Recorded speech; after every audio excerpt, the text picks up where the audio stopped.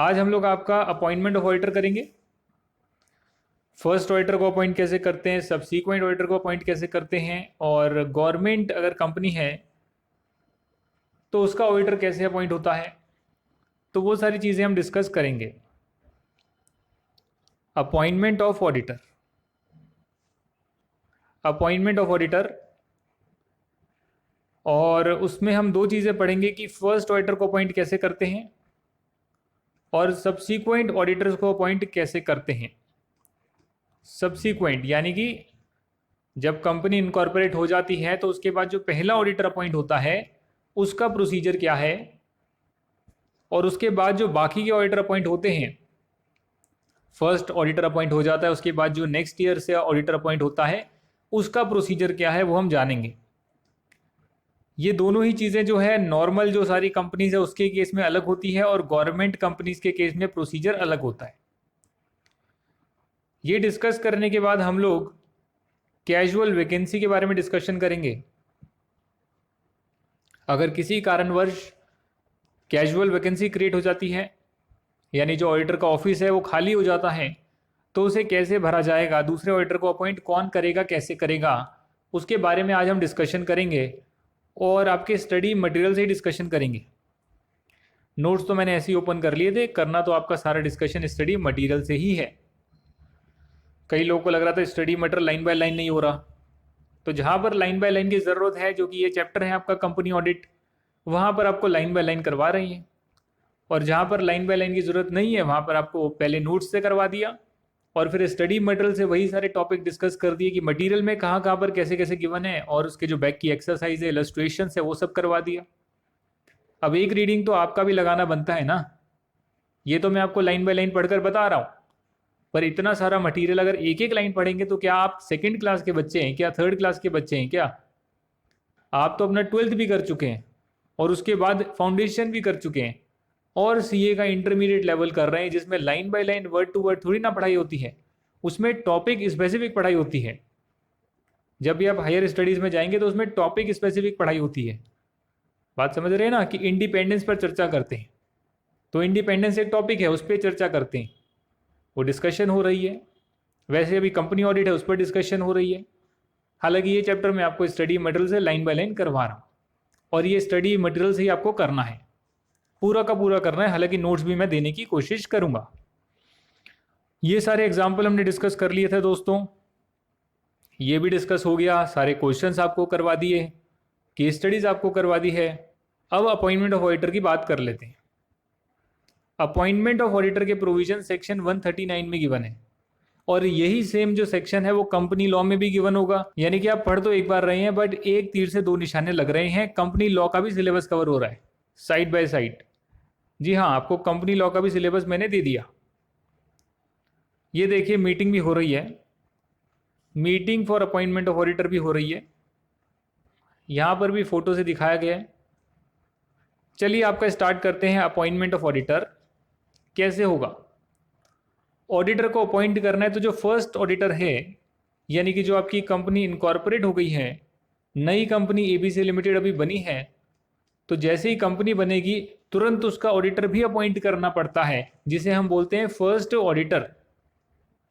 यानी कि जो कंपनी का पहला ऑडिटर होता है उसे बोलते हैं फर्स्ट ऑडिटर, और उसका क्या प्रोसीजर है अपॉइंट करने का वो भी डिस्कस कर रहे हैं।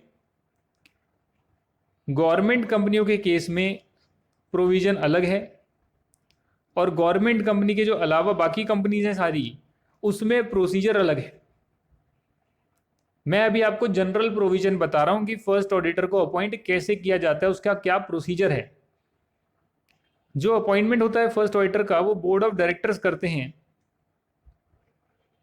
वो बोर्ड ऑफ डायरेक्टर्स करते हैं। कितने दिन में कर लेते हैं यहाँ पर गिवन नहीं है, वो नीचे गिवन होगा। जो फर्स्ट ऑडिटर है वो बोर्ड ऑफ डायरेक्टर्स को 30 डेज में करना होता है। यहाँ पर पता नहीं मिस प्रिंटिंग है या क्या है, 30 डेज में बोर्ड ऑफ डायरेक्टर्स को अपॉइंटमेंट करना होता है। यानी जैसे ही कंपनी इनकॉर्पोरेट हो गई है उसके 30 दिन के भीतर भीतर आपको ऑडिटर अपॉइंट करना होगा, जिसे हम फर्स्ट ऑडिटर बोलते हैं।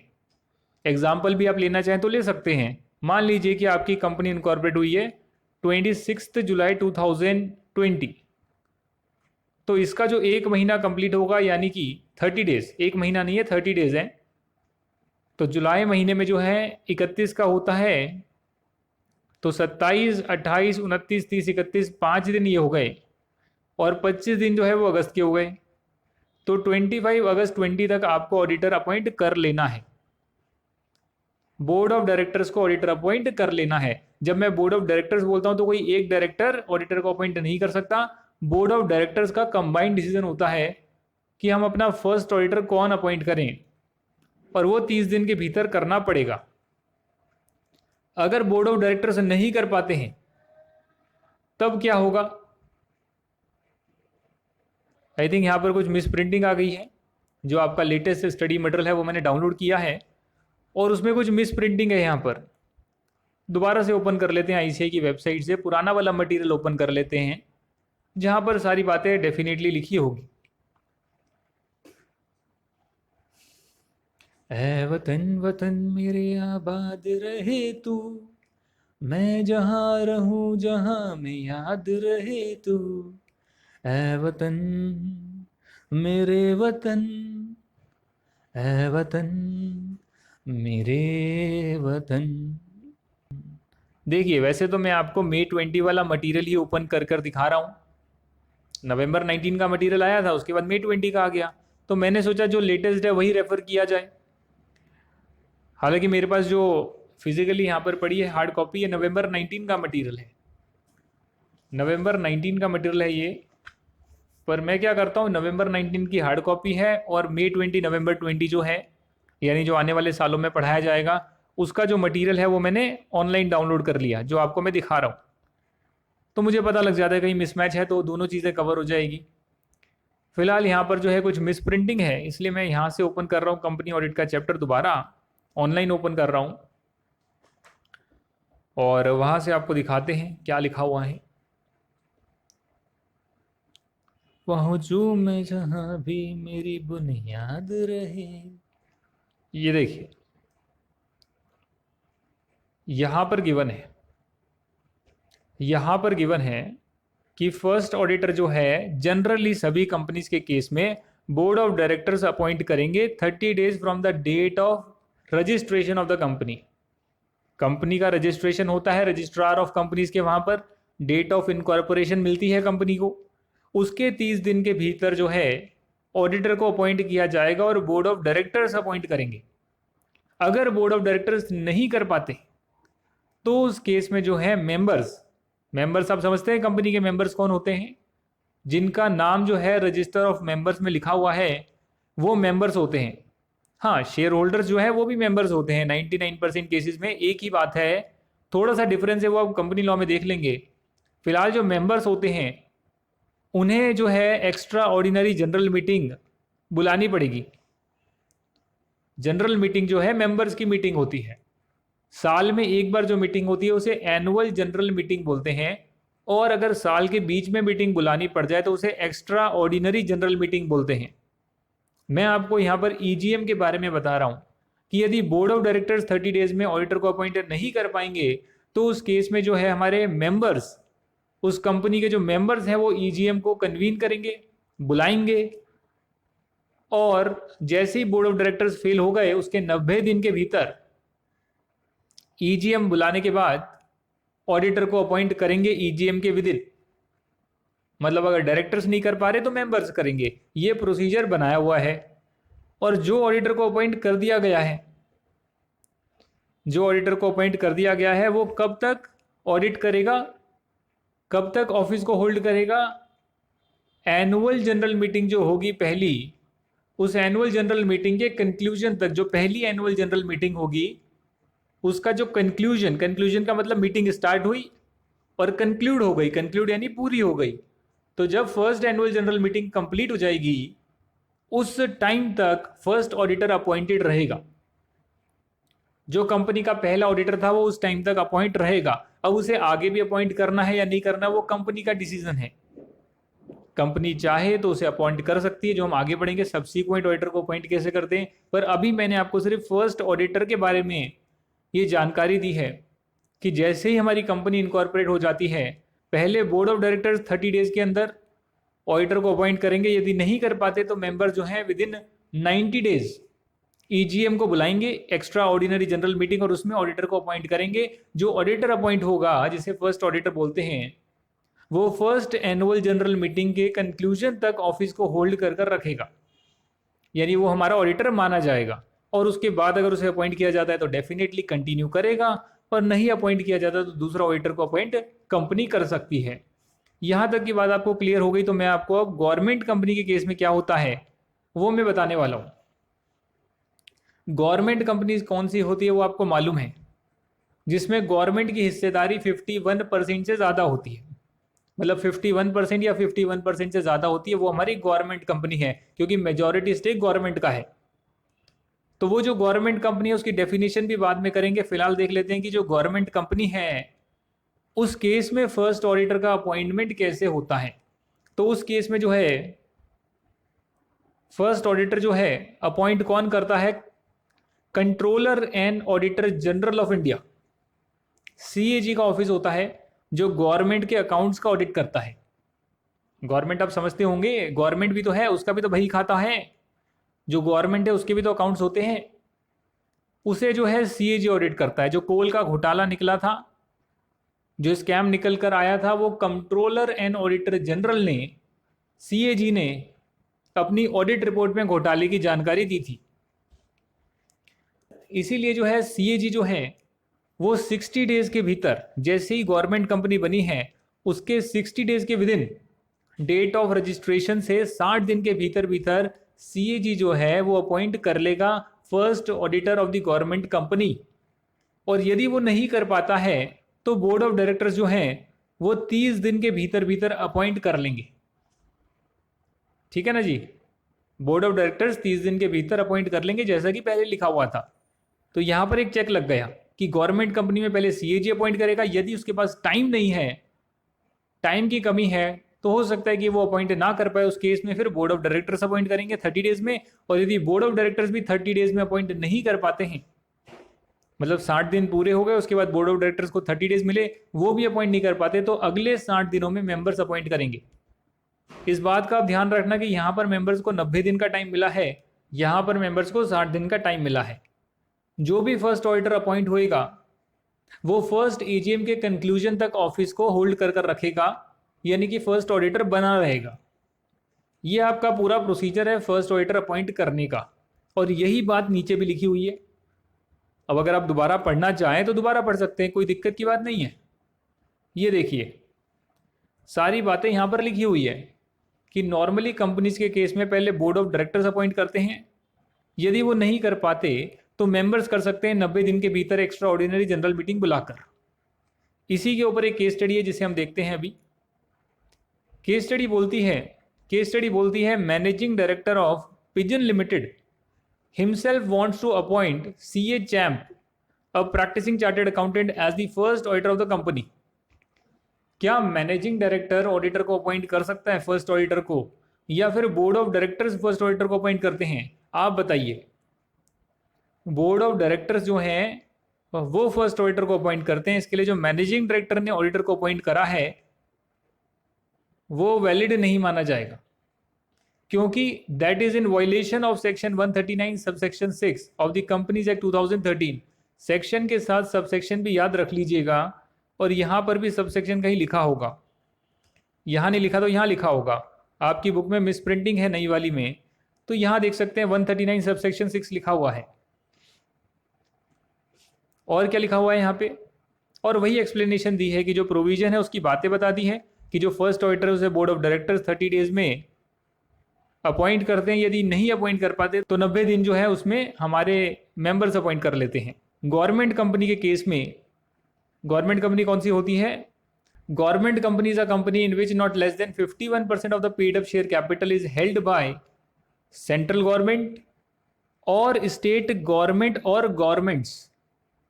इसका मतलब क्या है? देखिए, कंट्री में सेंट्रल गवर्नमेंट तो एक ही है, पर स्टेट गवर्नमेंट एक से ज्यादा है। तो चाहे सेंट्रल गवर्नमेंट का स्टेक हो, चाहे स्टेट गवर्नमेंट या स्टेट गवर्नमेंट्स, कितनी भी स्टेट गवर्नमेंट्स है सबका थोड़ा थोड़ा स्टेक हो, इन सभी का स्टेक मिलाकर अगर 51% या उससे ज्यादा हो जाता है तो उस कंपनी को हम गवर्नमेंट कंपनी मानेंगे। बात समझ में आ गई आपको? यहां पर सेक्शन 139(6) के बाद सेक्शन 139 सबसेक्शन 7 में बात लिखी हुई है कि गवर्नमेंट कंपनी के केस में, और जहां पर गवर्नमेंट का डायरेक्टली इनडायरेक्टली कंट्रोल है, उस केस में क्या होगा, ऑडिटर जो है वो 60 डेज के with in controller and auditor general, मतलब एम अगर साइलेंट है, एम या पी साइलेंट है तो कंट्रोलर एंड ऑडिटर जनरल बोल सकते हैं। प्रोनाउंसिएशन क्या है थोड़ा सा चेक करना पड़ेगा इसका। बाकी कंट्रोलर एंड ऑडिटर जनरल जो है सीएजी बोलते हैं शॉर्ट में इसे।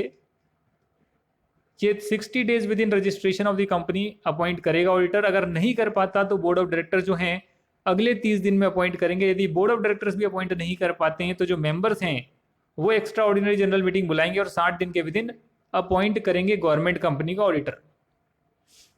ठीक है ना। यहां पर एक केस स्टडी गिवन है।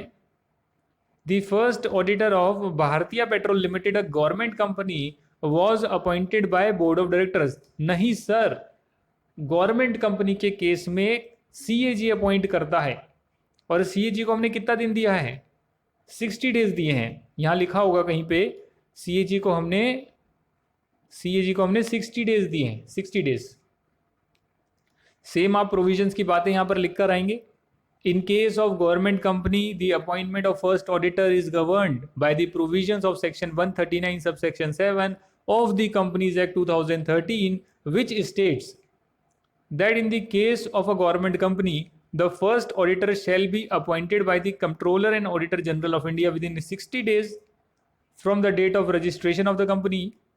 Hence, in the case of Bharatiya Petrol Limited being a government company, the first auditor shall be appointed by the Comptroller and Auditor General of India.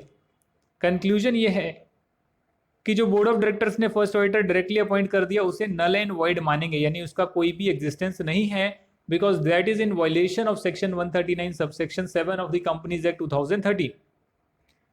यहां तक की क्लियर हो गई आपको बात। तो हम सब्सीक्वेंट ऑडिटर को कैसे अपॉइंट करते हैं वो देख लेते हैं। वही मैं आपको लेकर चल रहा हूं, ऊपर मैप बनाया हुआ है, अगर इसको आप अपनी नोट्स में लिख लेंगे तो कुछ नुकसान नहीं हो जाएगा। इसमें सारी चीज़ें लिखी हुई है, एक ही पेपर पर प्रिंट हो गया, रिवीजन के लिए बहुत आसानी रहेगी। जो मैंने आपको क्वालिफिकेशन डिस्क्वालिफिकेशन बताई वो अगर लिख लेंगे तो ज़्यादा से ज़्यादा आपका 1 या 2 पेज लगेगा। तो 1 या 2 पेज वहाँ पर लगेगा, 1 पेज इसमें लगेगा, 3 पेज में आपके नोट्स तैयार हो जाएंगे।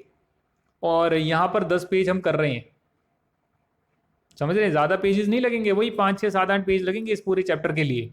वो मैं आपको बना कर दूंगा, पर आपसे रिक्वेस्ट कर रहा हूं कि आप खुद उसको बनाएं, रफ कॉपी में बनाएं। सब्सीक्वेंट ऑडिटर को कैसे अपॉइंट करेंगे उसके बारे में डिस्कशन करते हैं।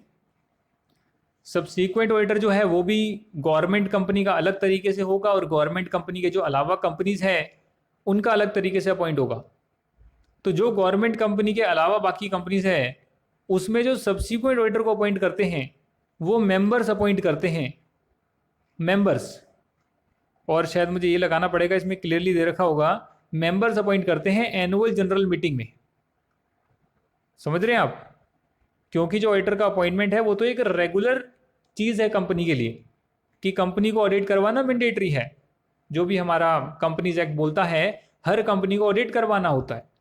तो इसीलिए जो मेंबर्स हैं वो हर साल ऑडिटर को अपॉइंट कर सकते हैं। पर जो सब्सीक्वेंट ऑडिटर अपॉइंट किया जाएगा पहले, वो ऑफिस को होल्ड करेगा from the first AGM, from the conclusion of first AGM to the conclusion of 6th AGM. First auditor जो है पहली एजीएम जब हुई तब तक उसका जो था टेन्योर था।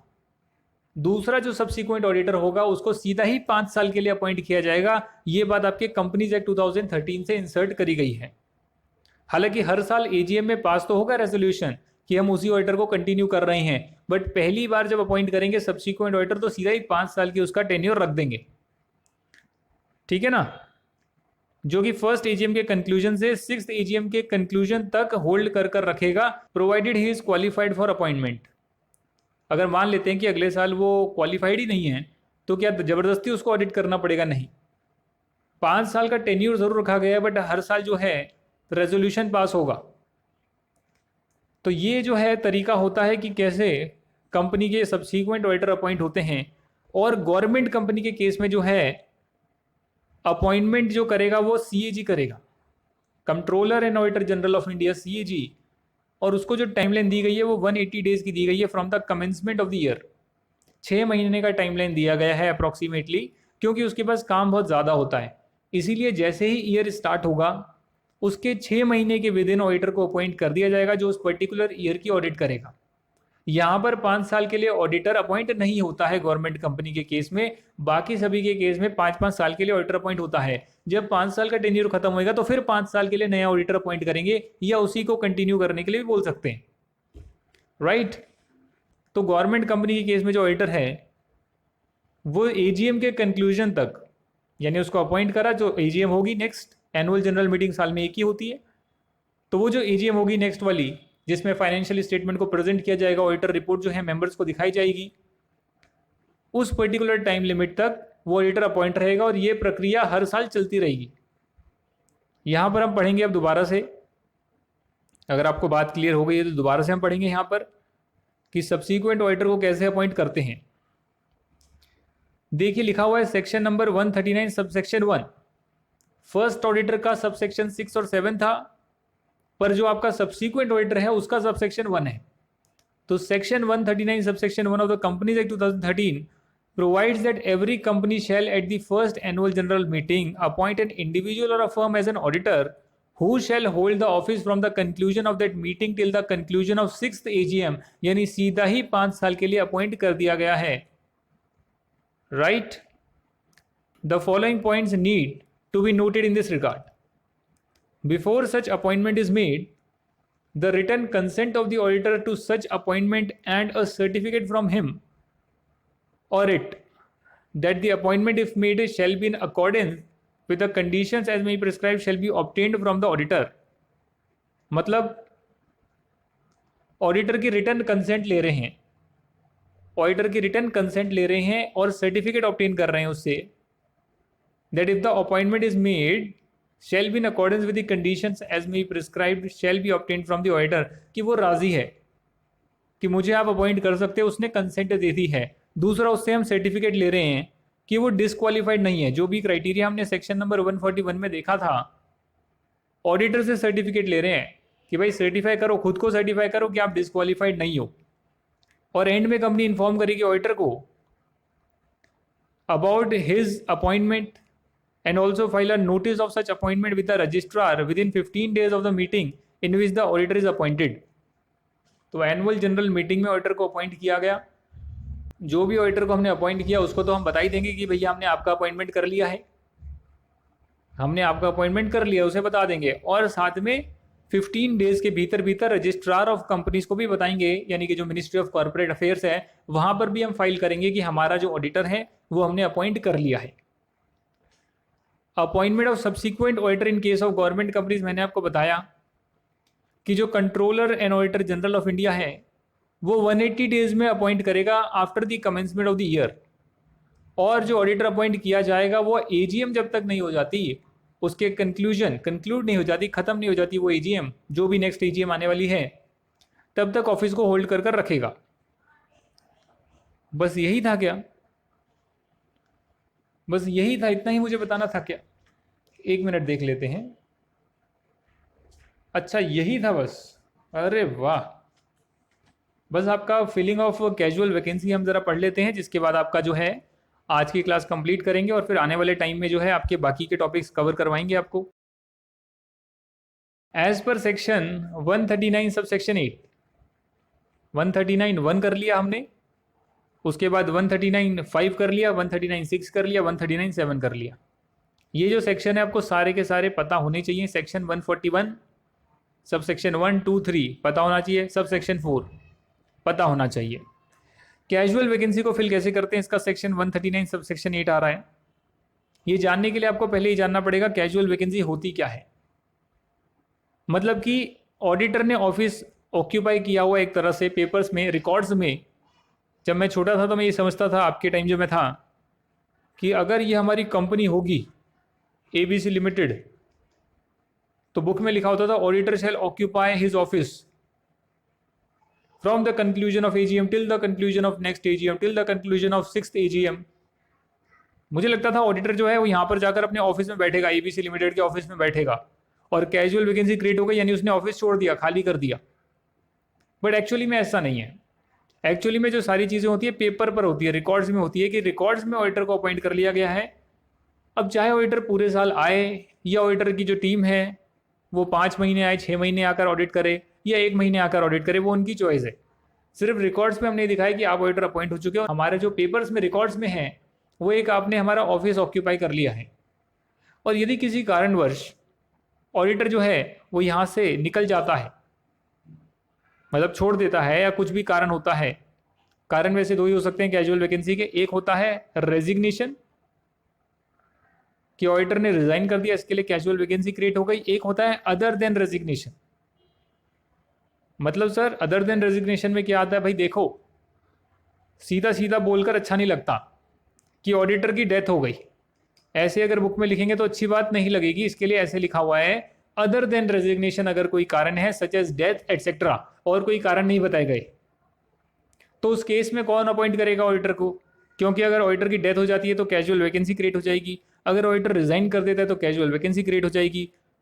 अब रिजाइन वो कर सकता है, हो सकता है कि उसके ऐसे हालात हो कि वो ऑडिट ना कर पाए, उसको कहीं जाना हो, कोई फैमिली इशू हो, तो वो रिजाइन करेगा। अगर ऑडिटर रिजाइन कर देगा तो उस केस में कैसे होगा काम? और अगर वो रिजाइन नहीं करता बट किसी और कारण की वजह से उसका ऑफिस खाली हो जाता है, जैसे कि डेथ हो गई, तो उस केस में ऑडिटर को कैसे अपॉइंट किया जाएगा, वो प्रोसीजर यहाँ पर लिखा हुआ है।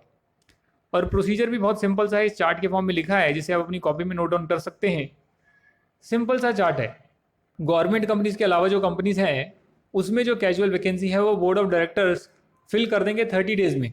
यानी जैसे ही कैजुअल वैकेंसी क्रिएट हुई, ऑडिटर का ऑफिस खाली हुआ, उस केस में जो हमारे बोर्ड ऑफ डायरेक्टर्स हैं वो 30 डेज के विद इन वैकेंसी को फिल कर देंगे। जैसे कि ऑफिस में वैकेंसी क्रिएट होती है, कोई स्टाफ छोड़कर चले जाता है, आपके स्टाफ में आपकी टीम में 10 लोग काम करते हैं, एक बंदा छोड़कर चले गया, आपको एक ही नीड है तो उसे फिल कर लिया जाता है, जॉब वैकेंसी निकालकर उसे फिल कर लिया जाता है। सिमिलरली अगर ऑडिटर के ऑफिस में कैजुअल वैकेंसी हो गई है तो बोर्ड ऑफ डायरेक्टर्स 30 डेज में उसे फिल कर लेंगे। अगर रेजिग्नेशन की वजह से कैजुअल वैकेंसी हो जाती है तो उस केस में हमारे बोर्ड ऑफ डायरेक्टर्स अपॉइंट तो कर सकते हैं, पर उन्हें अपने मेंबर्स का अप्रूवल लेना पड़ेगा। जो हमारी गवर्नमेंट कंपनीज हैं उस केस में जो है कैजुअल वैकेंसी क्रिएट हो जाती है तो किसी भी कारण से हो, गवर्नमेंट कंपनी के केस में किसी भी कारण से हो, रेजिग्नेशन से हो, डेथ से हो, कैसे भी हो, हमारा जो सीएजी है वो 30 डेज में अपॉइंट कर सकता है ऑडिटर को, दोबारा किसी नए ऑडिटर को अपॉइंट किया जा सकता है। और अगर सीएजी अपॉइंट नहीं कर पाता, कैजुअल वैकेंसी को फिल नहीं कर पाता, तो फिर बोर्ड ऑफ डायरेक्टर्स भी 30 डेज में कर सकते हैं। यहाँ पर जितनी भी डेट्स लिखी है वो आपको याद होनी चाहिए, क्योंकि क्वेश्चन हो सकता है केस स्टडी के फॉर्म में आए जो कि डेट्स पर बेस्ड हो, तो इसीलिए आपको सारी डेट्स पता होनी चाहिए कि कौन कितने दिनों के भीतर कर सकता है। यही जो हमने बात पढ़ी है वो सारी चीज़ें यहाँ पर लिखी हुई है। In case of company other than company whose accounts are subject to audit by an auditor appointed by controller and auditor general of India. अरे सिंपल से लिखो ना, company other than government company के केस में board of directors casual vacancy fill कर सकते हैं 30 days के with in.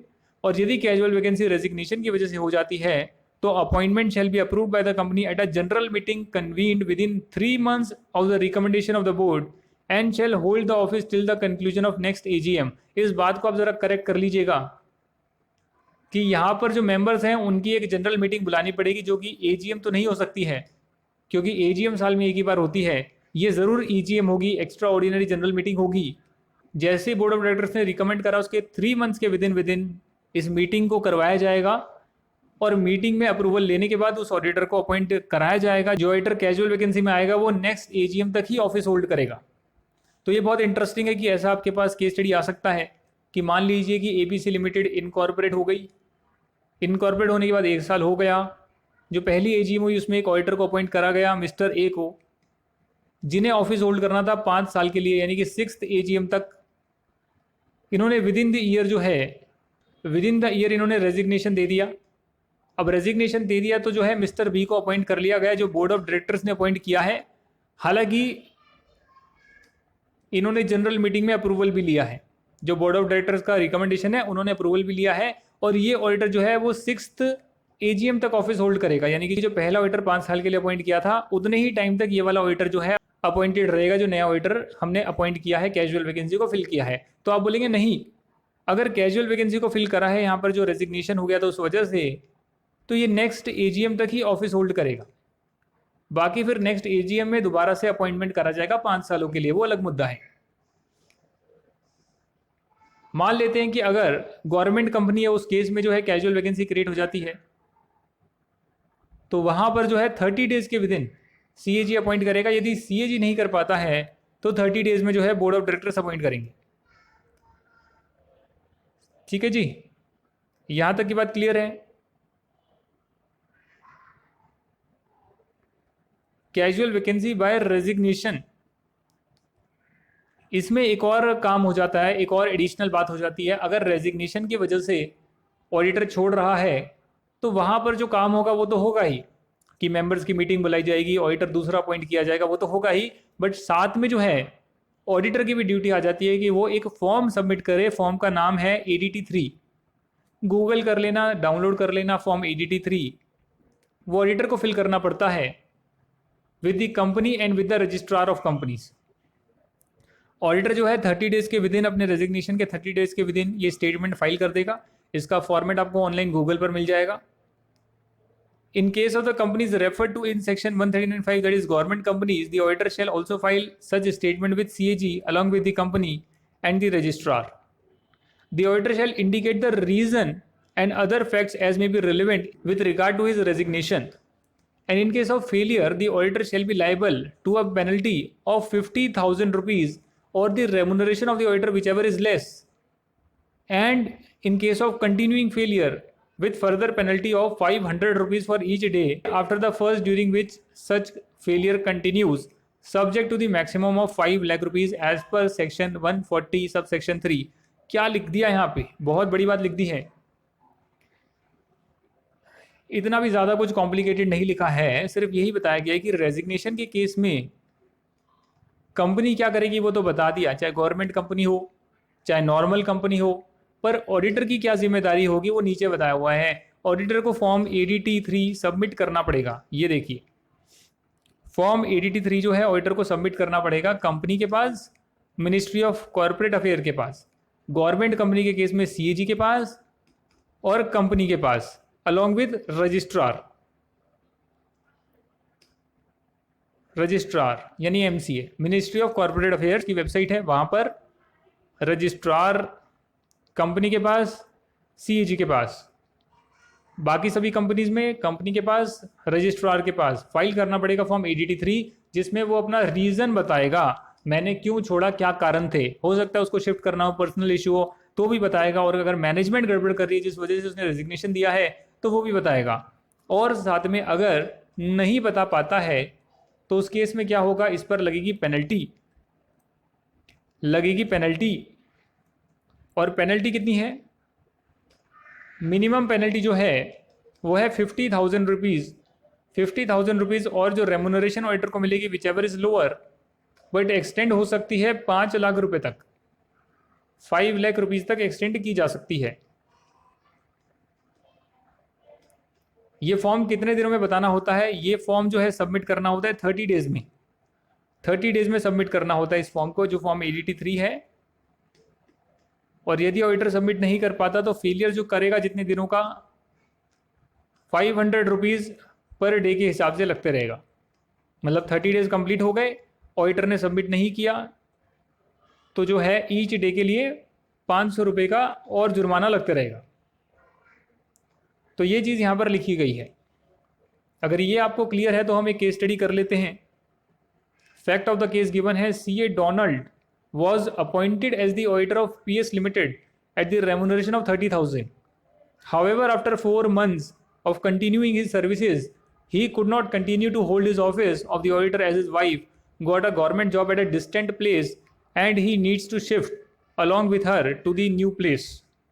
Thus, he resigned from the company and did not perform his responsibilities relating to filing of a statement to the company and the registrar indicating the reason and other facts as may be relevant with regard to his resignation। जी हाँ, reason के साथ साथ आपको अगर और कोई fact बताने तो आप वो भी बता देंगे, यानी जो भी फैक्ट रेलेवेंट है in regard to your resignation आप वो कम्युनिकेट करेंगे। How much fine may he be punishable with under section 140 subsection 3 for non compliance of section 140 subsection 2 of the companies act 2013। ये पूरा जो है केस दे रखा है, तो आपको पहले प्रोविजंस बताने हैं कि for non compliance of subsection 2 of section 140, इसको डायरेक्टली ऐसे लिख देना यार, अगर ज़्यादा बड़ी लाइन लिखनी है तो ऐसे लिख देना, और शॉर्ट में लिखना है तो ऐसे लिख देना, जैसी आपकी इच्छा हो। लिखने के लिए शब्द नहीं मिल रहे तो ऐसे कर देना, for non compliance of sub section 2 of section 140 of the companies act 2013। इतने अक्षर तो आपको मिल ही गए। The auditor shall be punishable with a fine which shall not be less than 50,000 rupees or the remuneration of the auditor whichever is less। तो 50,000 rupees या फिर जो auditor की रेमुनरेशन है whichever is less यानी कि 30,000 रुपीज, इतना fine तो लगेगा ही, but it may extend to 5 lakh rupees. इसका मतलब क्या हो गया? इसका मतलब ये हो गया कि ऑडिटर पर 50,000 रुपये या जो उसकी रेमुनरेशन 30,000 है, whichever is lower, उतना फाइन तो लगेगा ही, और जितने दिन डिफॉल्ट करेगा उसके 500 रुपये पर डे के हिसाब से लगेंगे ही। पर जितना भी फाइन आप एडिशन कर लो, जितना भी ऐड कर लो, 5 लाख रुपए से ज़्यादा कभी फाइन जाएगा नहीं। यानी अगर डिफॉल्ट कंटिन्यू रहता है बहुत टाइम तक तो 5 लाख पर पेनल्टी जाकर रुक जाएगी, उससे ज़्यादा ऑडिटर को नहीं देना पड़ेगा। Thus the fine under section 140 subsection 3 of the Companies Act 2013 shall not be less than 30,000 but may extend to 5 lakh rupees. अब इसमें आपका इंटरेस्टिंग क्वेश्चन आ सकता है, सर अगर हमारी जो रेमुनरेशन है, फीस है, जो हमारी फीस है वही जो है 10 लाख रुपए की है तो क्या होगा? ऑडिटर की रेमुनरेशन 10 लाख रुपए की है, तो मैंने बताया ना 50,000 रुपीज़ और 10 lakh which ever is lower. 50,000 default जारी रहेगा 500 रुपये पर डे का, पर 5 लाख से एक्सीड नहीं हो सकता। यानी रेमुनरेशन जो है बहुत ज़्यादा भी है, अगर जो ऑडिट की फीस मिल रही है बहुत ज़्यादा भी है, तो भी 5 लाख से एक्सीड तो कभी कर ही नहीं पाएगा, ठीक है ना। और मिनिमम फाइन जो है 50,000 से ज़्यादा कभी हो ही नहीं पाएगा। अदर इंपॉर्टेंट पॉइंट्स लिखा हुआ है अपॉइंटमेंट ऑफ ऑडिटर्स के रिगार्ड में, कुछ इंपॉर्टेंट पॉइंट्स लिखा है। A retiring auditor may be reappointed at an annual general meeting if, अगर कोई ऑडिटर रिटायर हो रहा है तो उसको दोबारा से अपॉइंट करा जा सकता है, पर दोबारा से अपॉइंट करने के लिए he should not be disqualified for reappointment. यानी कंपनीज एक्ट में ऐसी बात लिखी है कि एक पर्टिकुलर टाइम लिमिट के बाद आप ऑडिटर को अपॉइंट नहीं करेंगे। अगर वो टाइम लिमिट एक्सपायर हो गया है तो वो ऑडिटर जो है डिस्क्वालीफाई हो जाएगा, उसको दोबारा से अपॉइंट आप नहीं कर पाओगे। He has not given the company a notice in writing of his unwillingness to be reappointed। यानी उस ऑडिटर ने एक कंपनी को एक नोटिस ना दिया हो, एक नोटिस ना भेजा हो जिसमें लिखा हो कि भाई मेरी इच्छा नहीं है कि आप मुझे रीअपॉइंट करें, मैं आपका ऑडिटर कंटिन्यू नहीं करना चाहता हूं, बट कब? जब मेरा टर्म एक्सपायर हो जाएगा उसके बाद, बीच में नहीं छोड़ रहा हूं। बीच में छोड़ रहा हूं तो वो अलग मुद्दा है, वो तो रेजिग्नेशन हो जाएगा, बीच में छोड़ेंगे। ये कह रहा है कि मुझे रीअपॉइंट मत करना। तो अगर ऑडिटर बोल देता है मुझे रीअपॉइंट नहीं करना, तो उसका टर्म एक्सपायर होने के बाद कंपनी उसे रीअपॉइंट नहीं करेगी। अगर वो डिस्क्वालीफाइड हो जाता है रीअपॉइंटमेंट के लिए, यानी टाइम लिमिट एक्सपायर हो जाती है कि इससे ज़्यादा आप सेम ऑडिटर नहीं रख सकते, आपको दूसरा ऑडिटर ही अपॉइंट करना पड़ेगा, यदि ऐसी कोई चीज़ है जो कि हम नेक्स्ट क्लास में पढ़ेंगे, तो फिर आप उस ऑडिटर को अपॉइंट नहीं कर सकते हो। अगर ऑडिटर ने अपनी इच्छा जाहिर कर दी कि भैया आप मुझे अपॉइंट नहीं होना, तो आप उसे दोबारा रीअपॉइंट नहीं कर सकते हो।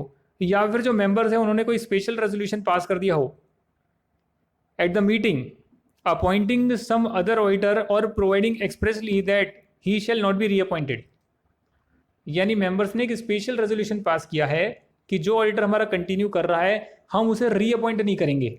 यानी जो टर्म का ऑडिट हमने दिया है वो तो करेगा, बट जो नेक्स्ट टर्म के लिए ऑडिटर अपॉइंट किया जाएगा हम उसको नहीं करेंगे, ऐसा रेजोल्यूशन पास हो गया।